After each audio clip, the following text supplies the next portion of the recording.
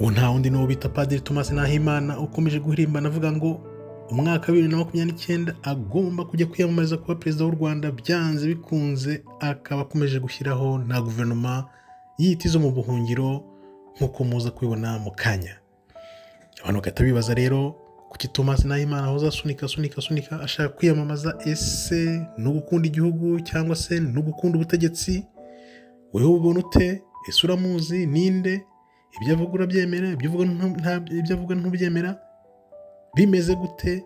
Reka tuze tubiganire turebe ese koko kuri inshuro azajya kwiyamamaza cyangwa se ni bya bindi bye ahora abwira abantu ibintu bimwe akababwira ibindi, agahindagura ibintu umunsi ku munsi nk'uko bukeye nk'uko bwije, ahubwo tukaba twibaza abantu bamukurikira bamwemera ibyo bafata n'ibyo bareka. Reka tuze twumve twinjiremo mbacire ku mayange mbabwira ibya Padiri, noneho turebe koko nimba ari we muntu ukwiriye kuba yayobora abanyarwanda. Mu banyarwanda miliyoni 14 zose habuzemo abantu koko bakunda igihugu, bashobora guhaguruka bakavuga ati ibintu twabifata mu maboko yacu tukabigira neza, tukabigira bizima, aho kugira ngo abantu baze kubivuyanga uko bashatse. Reka tuze tubyinjiremo rero turebe ntabatindiye. Banza kandi ho like kugira ngo ubutumwa bugere ku bantu benshi cyane, noneho uwo Padiri nawe bamenye ibye, noneho ab'inyangamugayo bafite umutima bahaguruke nabo barebe uko bagira ijambo ku gihugu cyabo.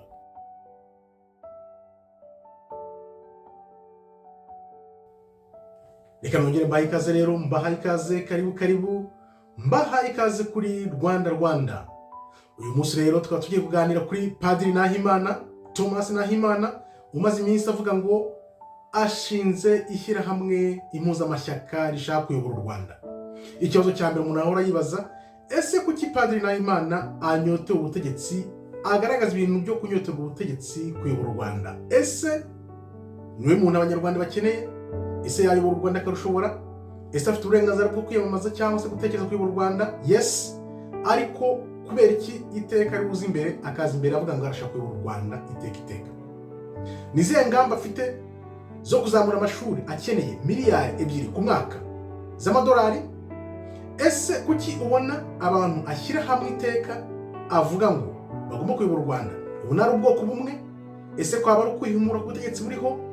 Kubera iki ubona agenda akora ibintu twakwita nk'irondabwoko, kandi aho u Rwanda rugeze byibuze ibyo rwarenze, ibintu by'amoko bigomba gushyirwa hasi? Uyu munsi rero nk'umwenegihugu ngomba gutanga icyo mbitekerezaho, igitekerezo nkababwira uko mbibona, kuko n'ubushize narababwiye ndabwira ibintu ntimubyumva ariko bugacya bikaba. Ubushize nakoze video mvuga nti ndi Kagame nahita mva ku butegetsi igihe bamara gusinyana amasezerano i Washington, kubera ko byari gutuma asohoka neza. Abantu baranyatatse, baratuka, baravuga ibintu byinshi cyane, ariko uyu munsi nyuma y'ibya Maduro byabaye muri Venezuela mwarabibonye, nyuma y'ibiri kuba kuri Museveni mu Bugande mwarabibonye, ubu ngubu rero ndibaza ko babandi batukaga batakongera gutuka, kuko iyo utazi gusoma ibihe by'ibihugu n'amateka y'ibihugu ushatse wajya wicicikira. Reka nze mucire ku mayange rero dusubire kuri Padiri Nahimana. Kubera iki ubu ngubu ari gakoze iriya mpuzamashyaka? Kubera iki? Agamije iki? Kubera iki amashyaka yandi akomeye yo hanze, ibyo bita ngo bya P5, harimo za RNC, harimo n'andi mashyaka ntazi nanibuka, kuki batari kumwe? Kuki ubona ari abantu bamwe?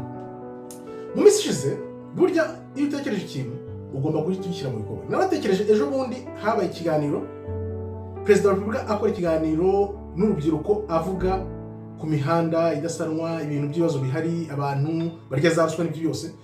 Nahise ngira igitekerezo ndavuga nti mu banyarwanda bigaragara ko abanyarwanda dufite ikibazo, ntabwo abanyarwanda bakunda igihugu cyabo. Abanyarwanda baramutse bakunze igihugu cyabo, umuntu nka Padiri Nahimana ntabwo yaba ari uzi imbere mu bantu bazayobora u Rwanda. Kubera iki? Abantu bose baravuga ngo ubuyobozi bwose buva ku Mana. Niko twabibwiwe, niko tubyumva, ariko iteka wibuka ko mubwira ko izi Bibiliya bazinduye nazo utakumva ukuntu byagenze. Niba ubuyobozi bwose buva ku Mana, mukaba mufite umuyobozi, mukaba mutaka, ni ukuvuga ko niba mutaka muhinyuza y'Imana muvuga ubuyobozi bwose buva ku Mana. Niba ubuyobozi bwose buva ku Mana, umuyobozi mufite uyu munsi niwe ubakwiriye, niwe ngombwa kuko mwanze kumva. Kuko Imana uko ikora irabareka mwakanga kumva ikaba umuntu ubakanda. Niko byagendekeye n'ubwoko bw'Imana mu Gutegeka kwa 2:28, ubwo Uwiteka yatubwiraga ngo muze mu bwoko bwanjye nzaba Imana yanyu, ariko nimwanga nzabazanira ishyanga rivuye kure rivuga ururimi mutumva, riba nogonora kugeza ribambitse iminyururu y'ibyuma ku majosi. Niko bwakeye biraba.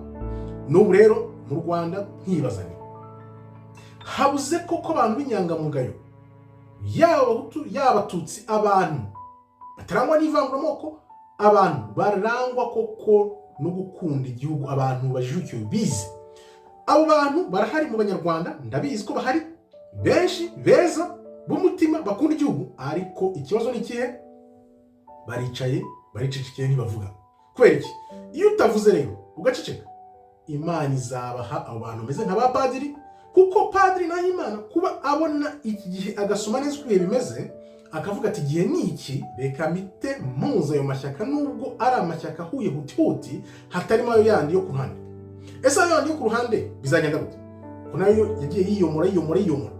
Iki kibazo Abanyarwanda bafite bagomba kukiganira ubwo batakizi, benshi ntibakizi, bikabitura hejuru. Uko ubuyobozi bugenda, Imana itanga ubuyobozi ikabuha igihe. Muri Bibiliya niko tubizi, niko byamye bimeze.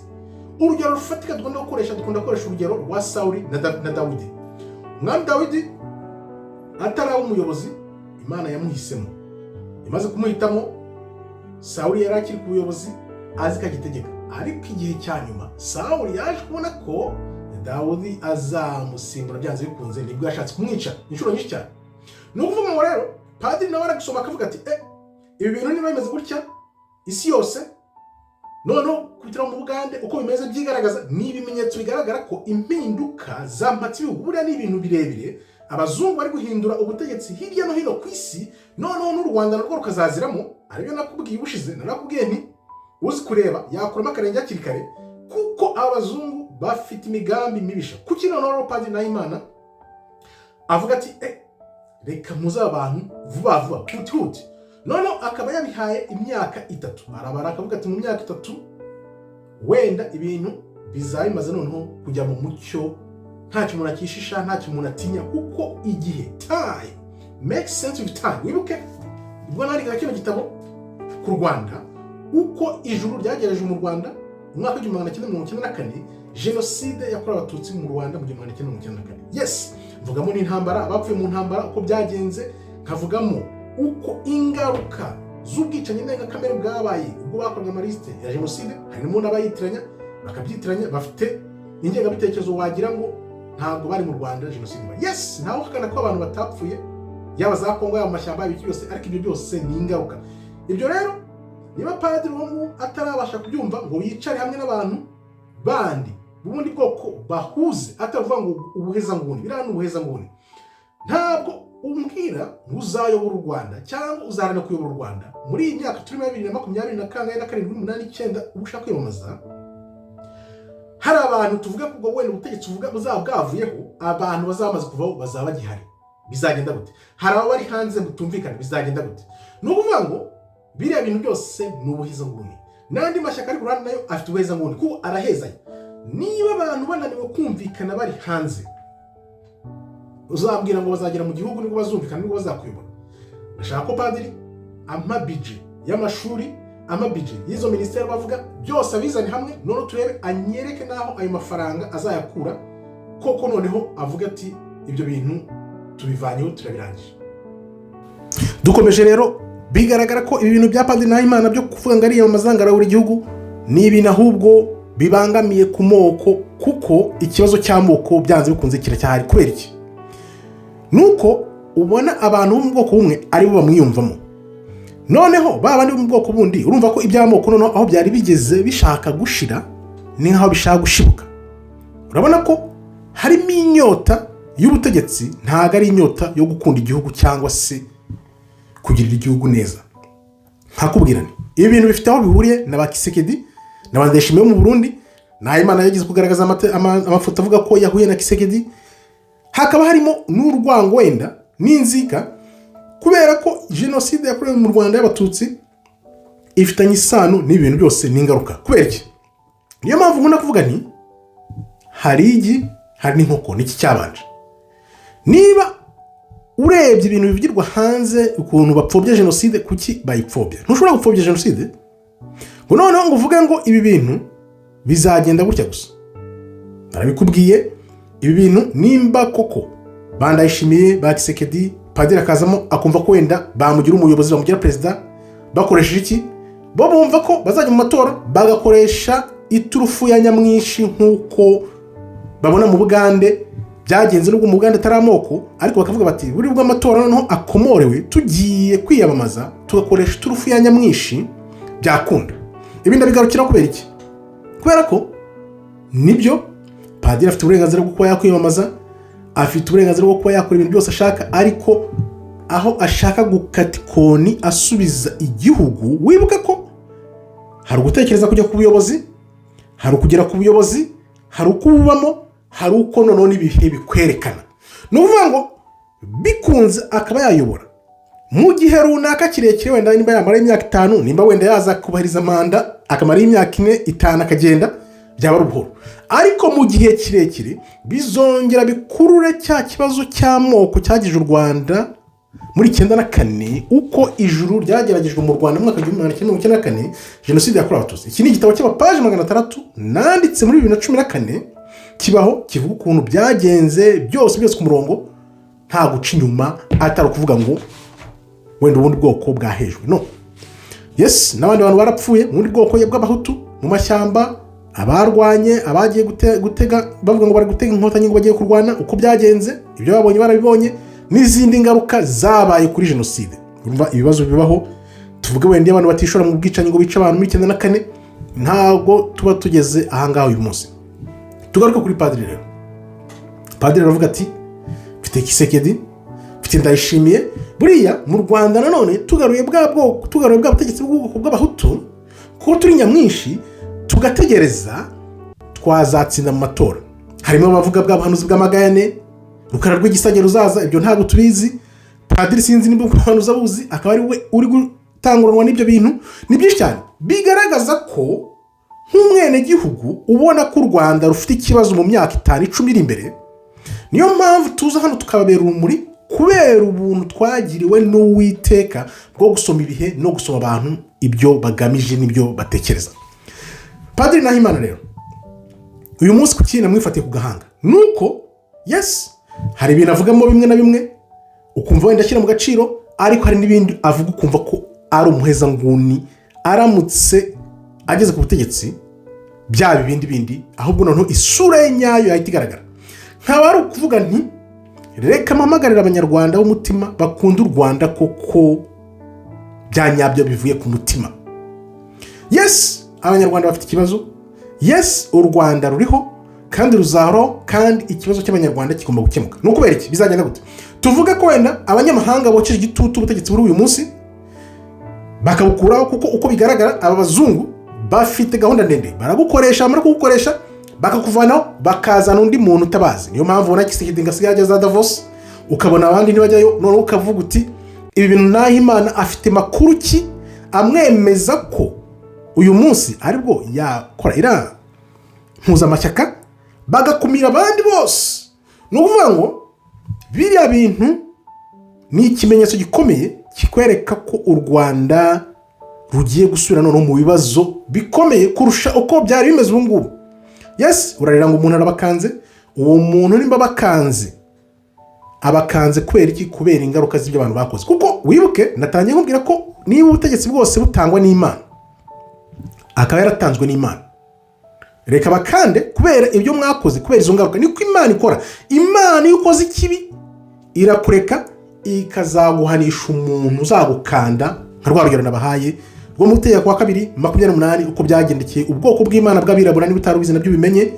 Ubwo ubuhanuzi bugiye guhura, tukaba dufite amahirwe yuko abapadiri bafite inyota n'ishyushyu ryo gutegeka u Rwanda bitazashoboka, kuko wenda bwa buhanuzi bw'inkone ebyiri, ubwo ubwoko bw'Imana bw'abirabura bari muri Amerika b'abayuda n'ubwoko 10 bwaburiye muri Afurika bazaza hamwe noneho hagakora ubuyobozi bw'Uwiteka. Uwiteka azawuyoboza umuntu ukunda igihugu ku mutima, ukunda ukuri, unyota ukuri. Niyo mpamvu rero aho bigaragarira muri aba bantu ijana bose ubona padiri yashyize aho ngaho, urabona ko ari indobanure, urabona ko imyumvire yabo ntago wayimenya, ntuzi uruhare wenda bagize muri za jenoside, ntuzi isano bafitanye za jenoside. Nuvuga ngo ugomba kubanza mugashungura abantu nk'abanyarwanda. Ikibazo abanyarwanda bagira ni ugushaka kuba umuntu umwe iteka ugatekereza miliyoni 14 zose. Ibyo ntibishoboka, ntibikunda. Umuntu uzi ijambo ry'Imana warisomye kuva ku itangiriro kugera ku byahishuwe inshuro byibuze 3, azi ko abona neza ko ibyo padiri atekereza, azi ngo yakina umutwe wenda azakoresha iturufu y'ubwoko ya nyamwinshi n'ibiki byose, ntabwo bizashoboka. Ushobora kwibaza uti rero uyu munsi Muhirwa Germain kuki uvuga ibi uyu munsi ugamije iki? Nuko twebwe tureba kure. Wibuka ibyo nakubwiye ubushize, ndakubwira abantu baranuka, ariko uyu munsi ndibaza ntaho kugira ngo tukavuga turabibona. Ibyo padiri rero nawe agamije ameze nkaho twabyita kwihorera mu cyayenge, kubera ko yes barareba bagataka bakavuga twende ubutegetsi barabarembeje ibiki byose. Ibyo buri muntu wese afite uburenganzira bwo kubivuga. Umuntu umaze imyaka muri kino gihugu afite imyumvire n'uburenganzira bwo gutekereza icyo ashaka, kuvuga icyo ashaka, ariko natwe dufite bwa burenganzira bwo gucalenjinga, kuvuga uko tubibona, ingaruka zizava muri ibyo bintu. Niyo mpamvu rero baba abantu bari mu Rwanda batari banagendaho, batari bagira imitekerereze, badafite n'amashuri abarihira ngo bige gusoma, wandika ibintu cyangwa kuvuga ibintu bakakurwanya batazi iyo biva. Yes, reka umuntu atekereze, atanga igitekerezo cye, umuntu amucalenjinga. Nk'ubu padiri akaza akambwira ati okay, ibyo tusemerwaho ni ibiki? Nkabishyira aha ngaha ku murongo tukabihurutura. Aba bantu bite ko bano badahari, kuba ari abandi bo mu mashyaka mutari kumwe muvuga ngo muzakora u Rwanda rumwe, kandi ubona wigize abantu none bari mu gihugu, ngubu bari mu gihugu ukabona wenda ntago umubare ungana. Kuki utajanishije uvuga uti okay, abantu bari hanze b'ubwoko bw'abahutu naba, reka mfate 30, mfate abatutsi 30, mfate n'abandi bari mu butegetsi 30, bingane noneho habe balance. Ariko ugiye gufata abantu bose uhita ugaragara, kuko ntago biba bizakunda, niko bimeze. Akubwira nti rero muntu ukunda igihugu, uzi ubwenge, hari abantu benshi bakunda igihugu, bazi ubwenge, yaba mu bahutu yaba mu batutsi, abantu koko babona bareba imbere kure. Ntabwo ugomba kuba njyewe we muri abo bantu, ko njyewe no mu butegetsi sinabwemera, kuko nzi ko ari ibintu bitari byo gusukirwa. Ntabwo ari byo kwisukira. Bigomba wa muntu koko ufite umutima w'igihugu, ufite urukundo rw'abaturage, apana ubuheza nguni n'inyota y'ubutegetsi. Reka inyota y'ubutegetsi ureke, noneho abantu bamanze basobanukirwa ikibazo, atari kugenda ngo umuntu ngaraturembeje. Yes, arabarembeje kuko nibyo mwahisemo, nibyo ngororano Imana yabahaye uburyo bw'abantu biraraga mu bandi ngo babarimbure muri 94. Nicyo gihemba Imana itanga, niko Imana ihemba. Niba utarabimenya rero, kuko turumva ibyo bintu kuvuga ngo ugiye kuyobora, utuzayobora iki? Nkabashimiye rero, Imana ikomeze barinde, nahagaruka mwandike ibitekerezo byanyu, ubundi ushaka gucalenjinga nawe aze, kuko ukuri gushirira mu biganiro.